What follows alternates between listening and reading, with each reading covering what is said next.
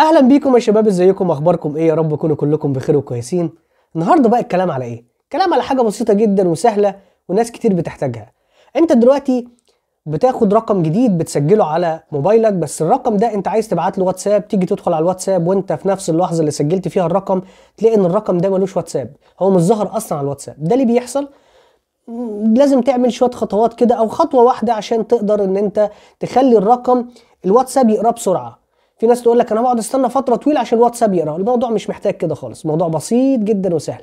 يلا بينا نروح نشوف 3 خطوات هنتعلمهم النهارده عشان تتفادى المشكله دي. بس اعمل لايك للفيديو واشتراك للقناه وفعل زرار الجرس، ويلا بينا نروح نبدا على طول. يلا بينا دلوقتي هنتعلم مع بعض ال3 خطوات اللي قلت لكم عليها بسرعه كده وببساطه شديده جدا. كل اللي هتعمله بعد طبعا ما هتسجل الرقم زي ما اتفقنا، تدخل على الاعدادات بتاع التليفون بتاعتك، وهتنزل هنا هتدور على حاجة اسمها الحسابات والنسخ الاحتياطي زي ما انت شايف كده. هتدوس عليها وبعد كده هتدخل على إدارة الحسابات اللي هي دي، وبعد كده هتدخل على الواتساب. لما تدخل على الواتساب هيقول لك مزامنة الحساب. تعمل حضرتك ايه بقى؟ تقوم داخل على المزامنة، هيقول لك جهات الاتصال هتلغيها، يقول لك تم إلغاء وتفعلها تاني. هنا انت كده بتعمل مزامنة. دي أول طريقة. لو ما نفعتش معاك هتعمل الطريقة التانية. ايه الطريقة التانية؟ الواتساب اهو، هتدوس على الواتساب كده دوسة مطولة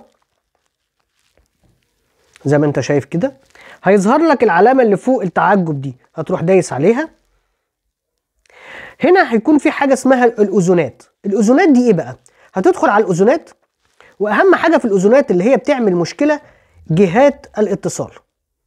هي طبعا هتكون متفعلة عندك، انت هتدخل عليها وهتقول له هي سماح، هتقول له عدم سماح. انت بتعمل لها زي ريفرش وبتلغيها خالص وبتطلع بره، وبعد كده بتروح ضايفها تاني. تضيفها ازاي؟ تنزل تحت هنا هتلاقي انت جهات الاتصال هنا مش مفعله، هتدخل عليها وتقول له سماح. يعني انت هي اصلا سماح، بتعمل له عدم سماح وتعمل له سماح بعد كده.